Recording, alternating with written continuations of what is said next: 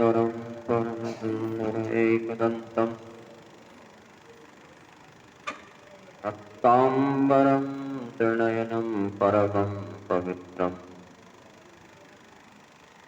दिवाकरनिभं मलकान्तिकान्तं विघ्नेश्वरं सकलविघ्नहरं नमामि। कण्ठे यस्य विराजते गरलं गङ्गाजलं मस्तके आमङ्गे गिरिराजराजतनया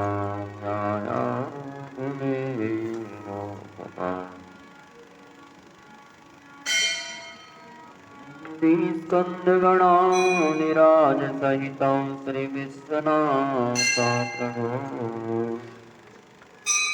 काशी मंदिर संस्थितो किल गुरु दयान्तरामङ्गलम्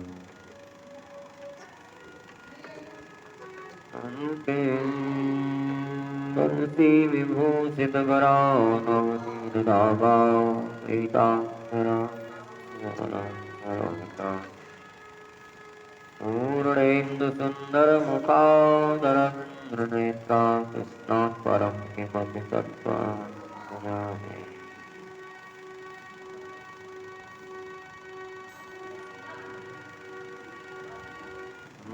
मनोजवं मातुल्यवेगं जितेन्द्रियं बुद्धिमतां वरिष्ठं वातात्मजं वानरयोगमुख्यं श्रीरामदूतं शरणं प्रपद्ये। कृष्णनारायणं वन्दे कृष्णवन्दे ब्रजप्रियं कृष्णद्वैपायनं वन्दे कृष्णवन्दे प्रतापम्। गुरुब्रह्मा गुरुर्विष्णु गुरुर्देवो महेश्वरः गुरु साक्षात् परब्रह्म तस्मै श्री गुरवे नमः।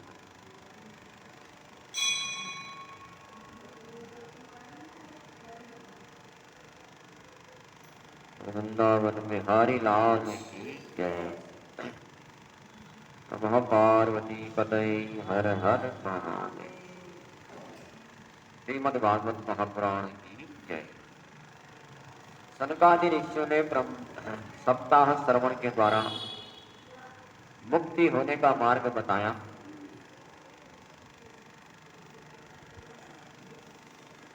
नारद जी को सप्ताह विधि के श्रवण में श्रद्धा कैसे उत्पन्न हुई और सनकादि ऋषियों के साथ उनका संयोग किस प्रकार से हुआ।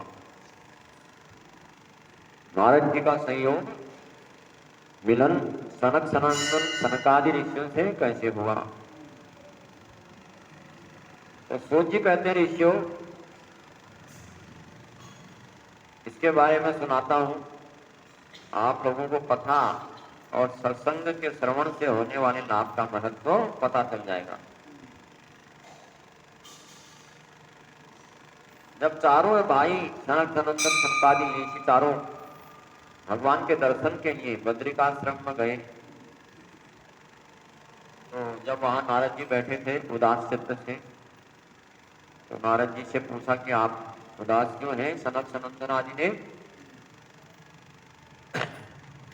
तो नारद जी कहते हैं कि मैं पृथ्वी पर घूम रहा था, अधर्म के मित्र कलयुग ने सारी पृथ्वी को व्याप्त कर रखा है। सत्यम नास्ति तपः शौचम धना दया दान न विद्यते।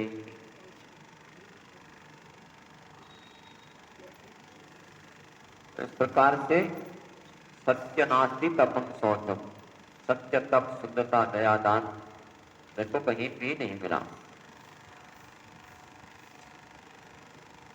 तो कलयुग ने सारे पृथ्वी को व्याप्त कर रखा है। और कहते हैं कि मैंने जब यमुना जी के किनारे भगवान कृष्ण की लीलाएं की थी, वृंदावन पहुंचा तो वहां मैंने एक स्त्री को उदास अवस्था में बैठे हुए देखा और स्त्री के पास दो वृद्ध पुरुष पड़े थे और थोड़ी थोड़ी उनकी सांसें चल रही थी और वह स्त्री उनको पुरुषों को देख करके रो रही थी।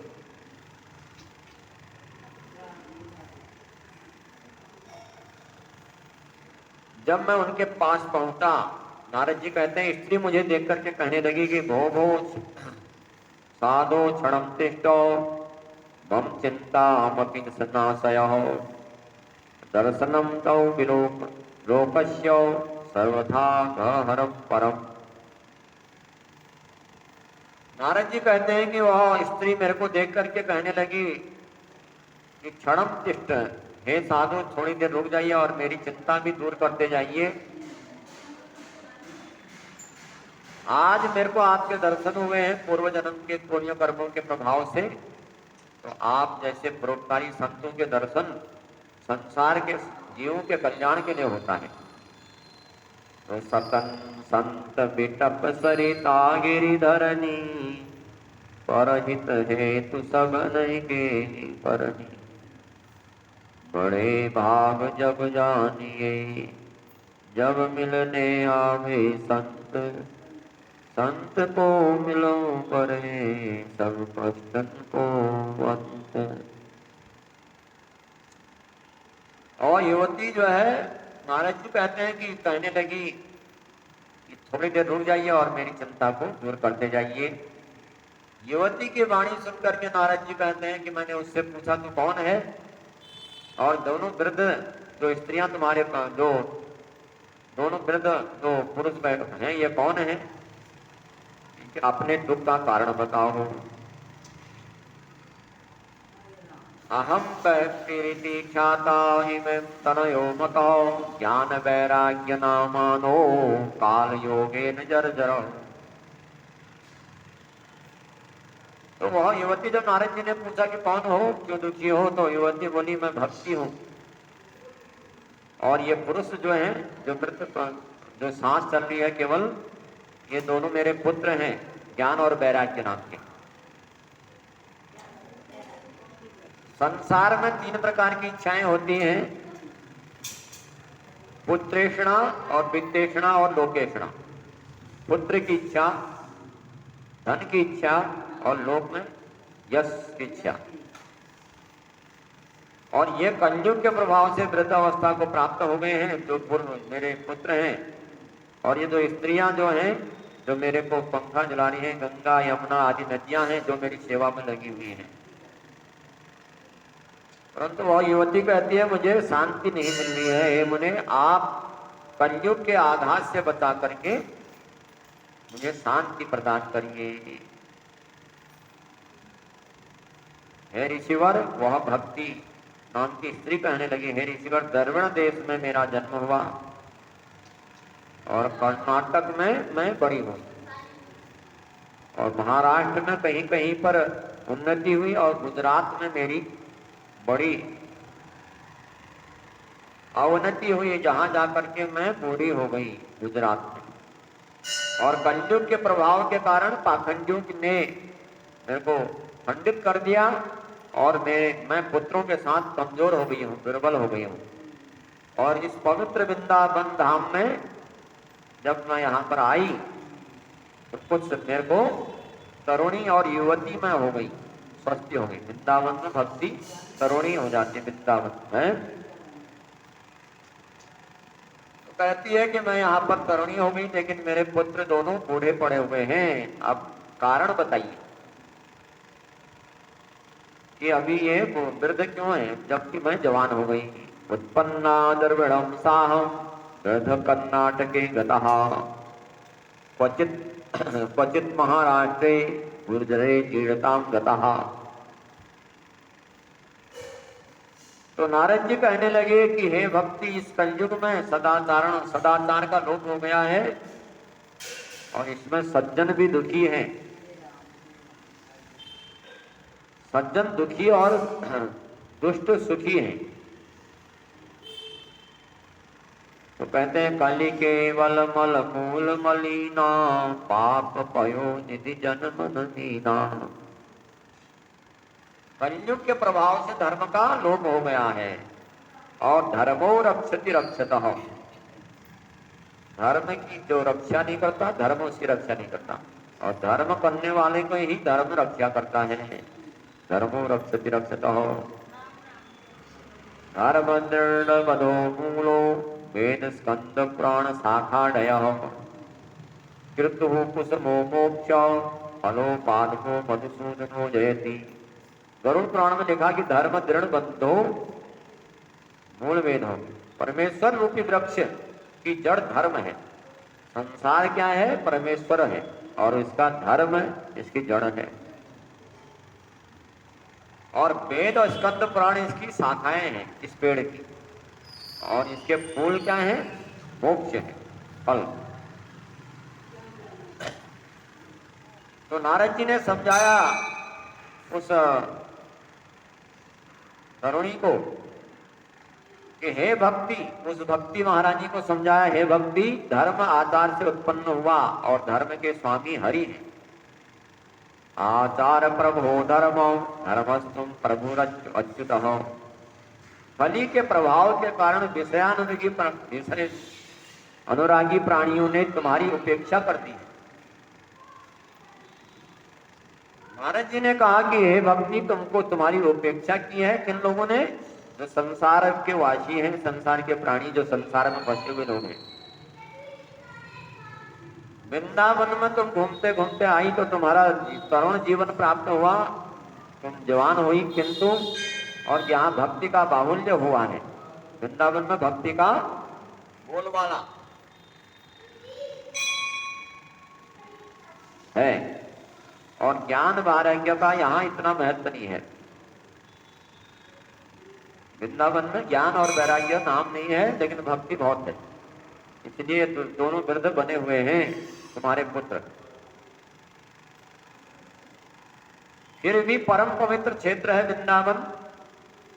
इसका प्रभाव से कुछ शांति मिली है, और इनको नींद आ रही है अच्छी तरह से तुम्हारे पुत्रों को। तो भक्ति महारानी देव ऋषि नारद जी से कहने लगी कि कलयुग का इतना बड़ा दुष्प्रभाव बरप रहा है, तो कलयुग के महाराज परीक्षित ने कलयुग के शरण क्यों दी? जो कलयुग के राजा हैं, उन्होंने कलयुग को आने ही क्यों दिया पृथ्वी में?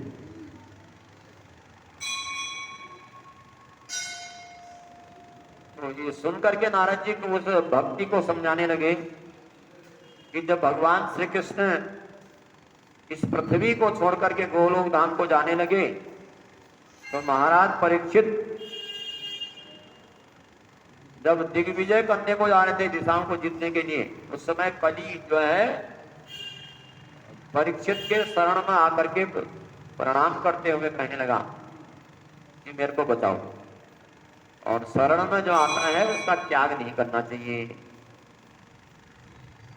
तो शरण में आए हुए की रक्षा करनी चाहिए, चाहे कितना बड़ा शत्रु भी हो। तो शरणागत कहूं ते तजहि निज अनहित अनुमानी, ते नर पावर पापमयी तीन विलोकत हानि।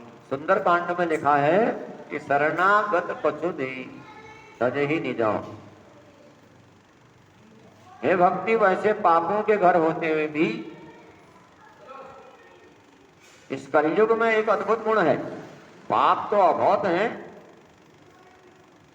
और लेकिन एक अद्भुत गुण इस कलयुग में है कि मनुष्य इस भगवान के नाम स्मरण से करने से भव सागर से पार हो जाता है। कलयुग केवल नाम आधारा, सुमिरि सुमिरि नर उतर ही पारा। कलयुग में एक ही गुण है कि जो भगवान का नाम जपते हैं उनका भव सागर से पार हो जाता है। और सारे अवगुण हैं, लेकिन नाम जपने वाले को पार हो जाते हैं। इस प्रकार जिस फल को प्राणी अन्य युगों में तपस्या से फल प्राप्त कर सकता है, सतयुग में बहुत तपस्या करनी पड़ती है, त्रेता में समाधि योग लगानी पड़ती है, वह फल केवल कलयुग में भगवान के नाम जपने से मनुष्य को प्राप्त हो जाता है। ये बहुत बड़ा सद्गुण है कलयुग का। कहते हैं यत् फलम नास्ति तपसा न योगेन समाधिना तत्फलम लभ्यते सम्यक कलो केशव कीर्तनात्। कलयुग में केशव का कीर्तन लभते प्राप्त हो जाता है, जो फल सत्युग में तपस्या और यज्ञ करने से प्राप्त नहीं होते। भगवान का नाम हरे हरेति पापानि दुष्ट चित्तैरेति स्मृतो अनिच्छापि संसर्गो जय वही पावकम्। एकोऽपि कृष्णस्य कृतो प्रणामो दस्वाश्वमेधा भविर्थेन तुल्यः दस्वाश्वमेधी पुनरेव याति कृष्ण प्रमाणि पुनर्भवाय।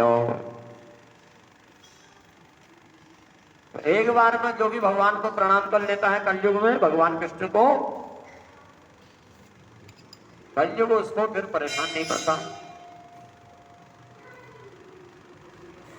तो दुख में प्रणामो दुख समनो नास्ति नाम नमामि हरे परिम। भगवान के नाम में बड़ी शक्ति है। कलयुग के गुणों के कारण ही, कलयुग में ये जो महान गुण है, इसके कारण महाराज परीक्षित ने इसको कलयुग को अपने राज्य में स्थान दे दिया।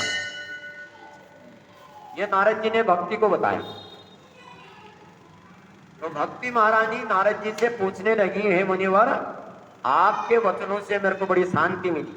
आपने बड़े सुंदर वचन सुनाए। आपके ही वचनों से ध्रुव और प्रहलाद ने ईश्वर के दर्शन प्राप्त किए।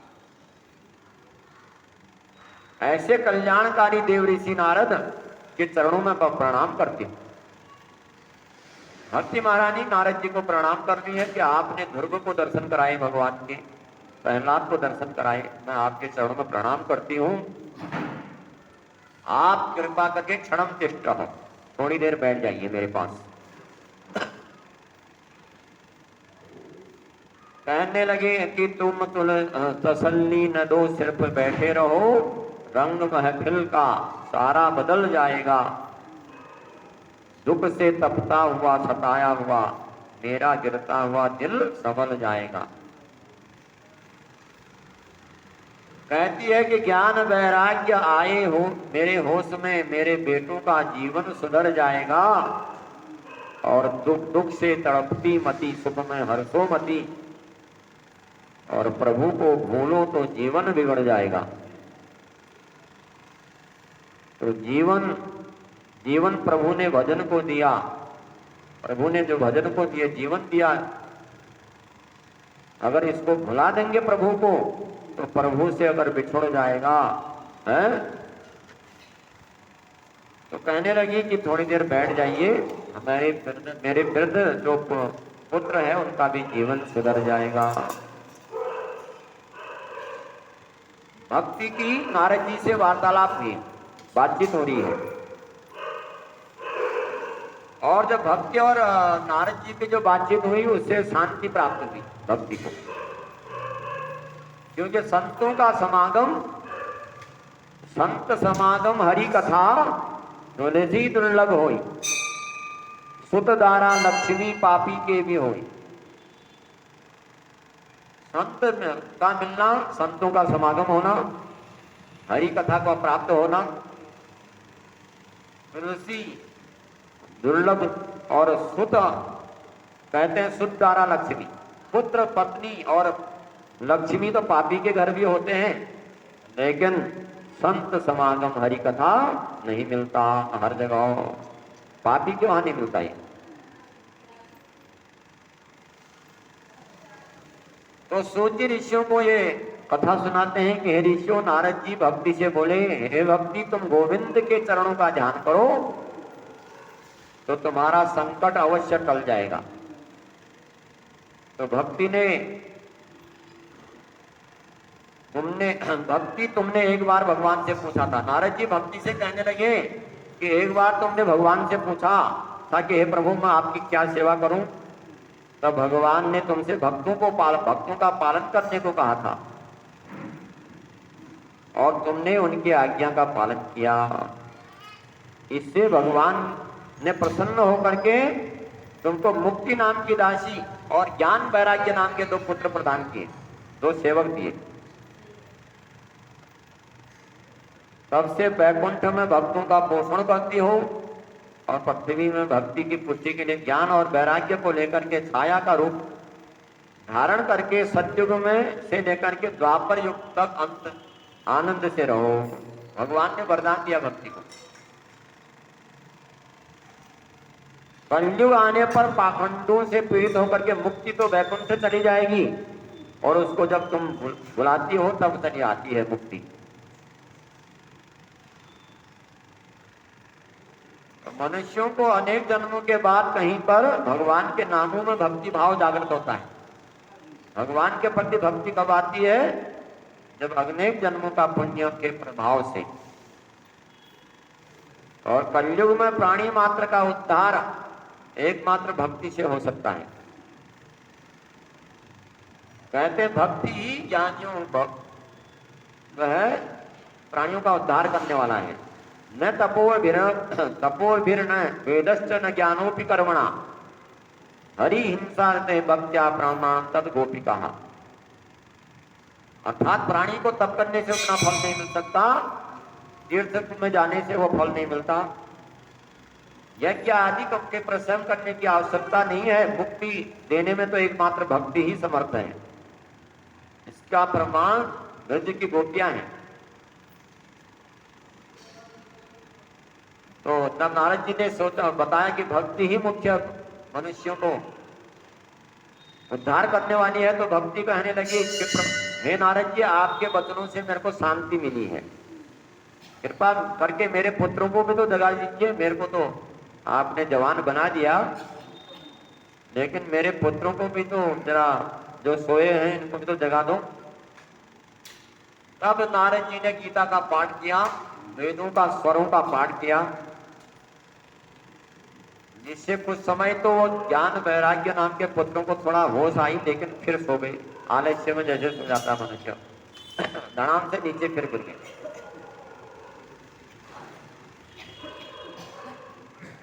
तो उठ करके क्षण भर को बैठे। ज्ञान वैराग्य जब नारद जी ने गीता का पाठ सुनाया उनके कानों में, जब वेद पाठ सुना, थोड़ा 5 मिनट के लिए वह उठे और फिर शयन करने लगे। तो नारद जी को बड़ी वो हुआ, चिंता हुई कि कहने लगे कि मैंने इनको गीता का पाठ सुना दिया, इनको वेदों का पाठ सुना दिया, ये जगने को तैयार नहीं है, तो सोए रहे हैं।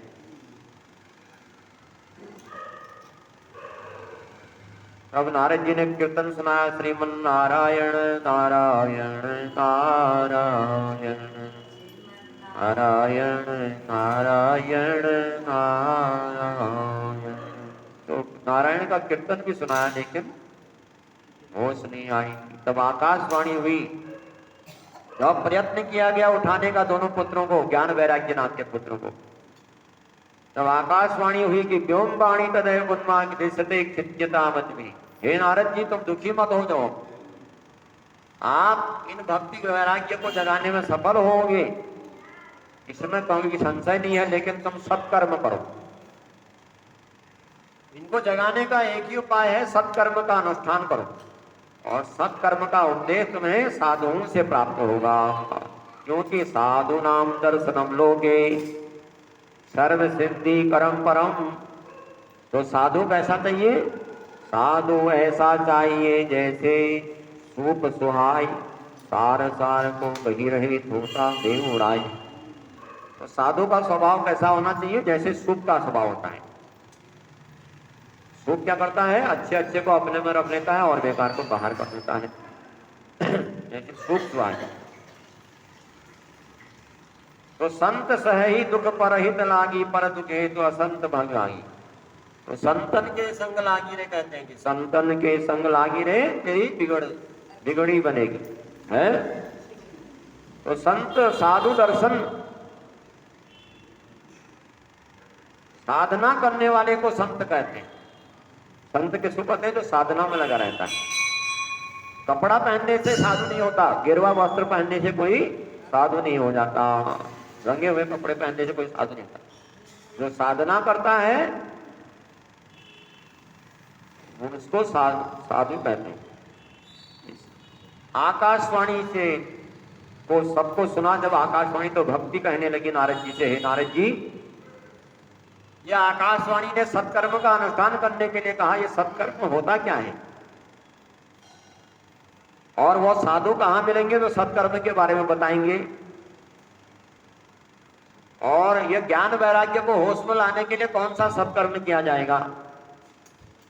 तो नारद जी उदास मन से उन ज्ञान वैराग्य और भक्ति को वहीं पर छोड़ करके ये क्यों ऋषियों के पास गए, और ऋषियों के पास जाकर के आकाशवाणी ने जो कहा था कि संतों से तुमको इसका बारे में पता चलेगा, लेकिन संतों से कोई संतोषजनक उत्तर नहीं मिला नारद जी को। सब अलग अलग बातें बताने लगे। कोई पंडित क्या बताता है, कोई क्या बताता है? कोई एकादशी पहले दिन बताता है, कोई दूसरे दिन बताता है? तो इस प्रकार से तो अलग अलग बातें उत्तर मिलते हैं। तो जिससे पूछो है।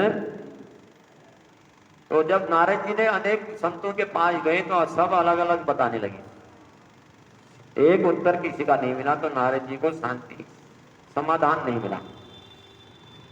तो नारद जी कौन है? नारम ज्ञानम ददाति इति नारद। नारद जी तो खुद ज्ञान देने वाले हैं। अज्ञान को हरने वाले नारद जी कहते हैं नारद जी का। जो नारद ज्ञानम ददाति, जो ज्ञान देते हैं। जिसको भी नारद जी का दर्शन हुआ आज तक उसको भगवान अवश्य मिले, चाहे ध्रुव को दर्शन हुए, चाहे प्रहलाद को हुए, है चाहे पार्वती को हुए, तो भगवान का दर्शन अवश्य मिला। तो चिंतातुर नारद जी बद्रिकाश्रम में आए और तपस्या करने के को हुए। तब नारद जी जो है बद्रीनाथ में भगवान का तपस्या करने के लिए चले गए। तब वहां पर सनक सनंदन आदि का ऋषियों का आगमन हुआ। सबने दंडवत प्रणाम किया।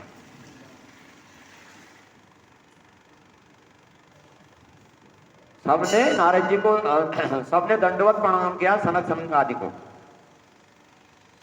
और स्वागत किया और कहने लगे, हे मुनियों, आप सदैव 5 वर्ष के जैसे रहते हैं। सनक सनंदन सनक आदि जो ऋषि हैं हमेशा उनकी अवस्था 5 वर्ष की रहती है, तो कभी इससे बड़े दिखाई नहीं देते। ये बड़े सौभाग्य की बात है कि पूर्वजों के भी पूर्वज हैं लेकिन 5 वर्ष के दिखाई देते हैं। तो इससे आपका दर्शन प्राप्त हुआ है। तो नारद जी कहने लगे, आप ये बताने की बात करें कि आकाशवाणी ने किस सत्कर्म के विषय में कहा? कौन सा सत्कर्म था जो आकाशवाणी कह रही थी कि सत्कर्म करो? तो सनकादि ऋषि कहने लगे, हे नारद, संसार में जो द्रव्य यज्ञ, योग यज्ञ और स्वाध्याय जो सब कर्म कर, लेकिन ज्ञानियों ने ज्ञान यज्ञ को सत्कर्म कहा है। तो ज्ञान यज्ञ है उसको सत्कर्म कहा। तो ज्ञान यज्ञ क्या है? सदासेव्या सदासेव्या श्रीमद् भागवती कथा। तो ज्ञान यज्ञ श्रीमद् भागवत को बता दिया। कहते हैं कि सदासेव्या सदासेव्या, हमेशा सुनना चाहिए श्रीमद् भागवती कथा। कथा सुनने से क्या हुआ? कहा कि यस्य श्रवण मात्रेण हरिश्चित्तम समाश्रे। हमेशा सुनने से ज्ञान उदय होता है, भगवान में हृदय में भगवान का भाव आता है श्रवण। और भागवत की कथा सुनने से भक्ति होती है, ज्ञान आता है, वैराग्य की प्राप्ति होती है। तो कहने लगे नारद जी से, सनक सनकादि की सब वैराग्य आदि दुख दूर हो जाएगा। हे नारद जी, जैसे शेर के डर से भेड़िए भाग जाते हैं, वैसे भागवत की कथा सुनने से कलयुग के सारे दोष पाप भाग जाते हैं। जैसे दूध में घी होता है लेकिन घी का स्वाद नहीं आता, जितना अलग हुआ देवताओं के मन में भी रस बढ़ाने वाला है भागवती कथा। जैसे गन्ने में शर्करा होती है और दिखाई नहीं देती है और लगती मीठी है, उसी प्रकार श्रीमद् भागवत की कथा है नारद, इस कथा के श्रवण से 5 प्रकार के महान पापी भी तर जाते हैं। संसार में कितने पापी हैं? 5 प्रकार के पाप, महान पापी हैं। पाप तो बहुत हैं, लेकिन 5 को महान पाप में गिना गया। एक जो पहला पाप है ब्रह्मघाती पाप, दूसरा पाप है गाय घाती, गौ घाती, और तीसरा पाप है सोने चुराना, स्वर्ण घाती, स्वर्ण चुराना, और शराब पीना, मदिरा पीना, ये भी महान पाप है चौथा। और 5वां पाप है जो चारों का साथ देता है, वह 5वां भी महान पापी है। तो जो भागवत अनुरागी सनातन धर्म के अनुयायी होते हैं, उनको भगवान की कथाओं को सुनने से अनेक अनोखी शांति प्राप्ति होती है। जब भगवान की कथा सुनते हैं उनको मन में एक विशेष शांति प्राप्त होती है। तो सनत कुमार जी कहने लगे, हे नारद, जब व्यास जी को 17 पुराणों और महाभारत की रचना की, व्यास जी ने 17 पुराण लिखे थे सबसे पहले, और महाभारत भी लिखा, लेकिन उनको शांति नहीं मिली 17 पुराण को लिखने के बाद। और तब उन्होंने चतुर्श्लोकी भागवत सुनाई थी नारद जी ने। सनकादि ऋषि कहते हैं कि आपने ही चतुर्श्लोकी भागवत कथा सुनाई थी श्री व्यास जी को, तब जाकर के व्यास जी को शांति मिली। शायद आपको याद नहीं होगा। तो नारद जी से कहते हैं आपको याद नहीं है, लेकिन हमको याद है, हमको याद दिला रहे हैं कि आपने ही श्रीमद् भागवत की कथा जब सुनाई 4 श्लोकों में, तब जाकर के व्यास जी को शांति मिली। तो आदो देवकी देव गर्भ जननो गोपी ग्रह वर्धनम माया पूतनम जीवितापम हननम गोवर्धनम धारणम कंस छेदनम कौरवादि हननम कुंती सुता पालनम एतद भागवत पुराण कथितम श्री कृष्ण लीलामृतम। श्री नारद जी बोले सनकादि ऋषियों से, हे सनकादि ऋषियों, आपका दर्शन अशुभों का नाश करने वाला है, मान और मोह को मर्दन करने वाला है। प्राणियों के अनेक जन्मों के पुण्य उदय होने से ही आप जैसे श्रेष्ठ वीतरागी परमहंसों का सत्संग मिलता है। बिनु सत्संग, कहते हैं कि आप जैसे संतों का, वीतरागी परमहंसों का सत्संग मिलना बड़ा कठिन है। कहते हैं बिनु सत्संग न हरि कथा, तेहि बिन मोहन भाग, मोह गए बिन राम जी पद होए दृढ़ अनुराग। तो संत संग के प्रभाव से जीवों को प्रभु के चरणों में अनुराग होता है। तो नारद जी कहने लगे, हे मुनियों, ये भागवत ज्ञान यज्ञ कहाँ से प्रारंभ किया जाए? कितने दिन का विधान है श्रीमद् भागवत कथा करने का, और क्या विधि है? तो सनत कुमार जी कहते हैं, चलो हरिद्वार चलिए, और वहां पर के तट पर संतों के आश्रम बने हुए हैं, और अनेक प्रकार के जंगली जीव अपनी जाति गत बैर भाव को त्याग करके वहां पर विचरण करते हैं। वहां किसी को किसी के प्रति बैर भाव नहीं है।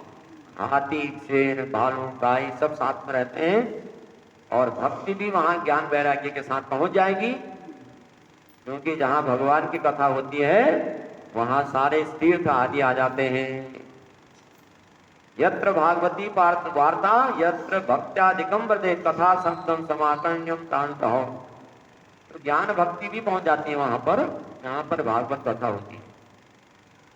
सूर्य कहने मुन लगे, हे मुनियो, इस प्रकार सनकादि ने नारद जी को समझाया, और सनकादि ऋषि नारद जी को गंगा तट हरिद्वार में ले गए, और वहां जाकर के कथा की है उन्होंने। उस कथा को बताएंगे आगे। बोलो श्रीमद् भागवत महापुराण की जय। कथा विसर्जन राम लखन सिया जानकी सदा।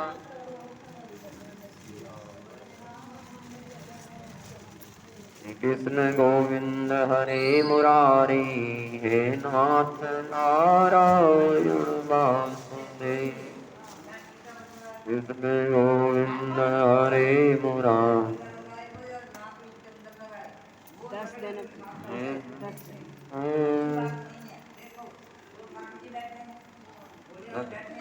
मैंने तो जी आज ही लगाया है।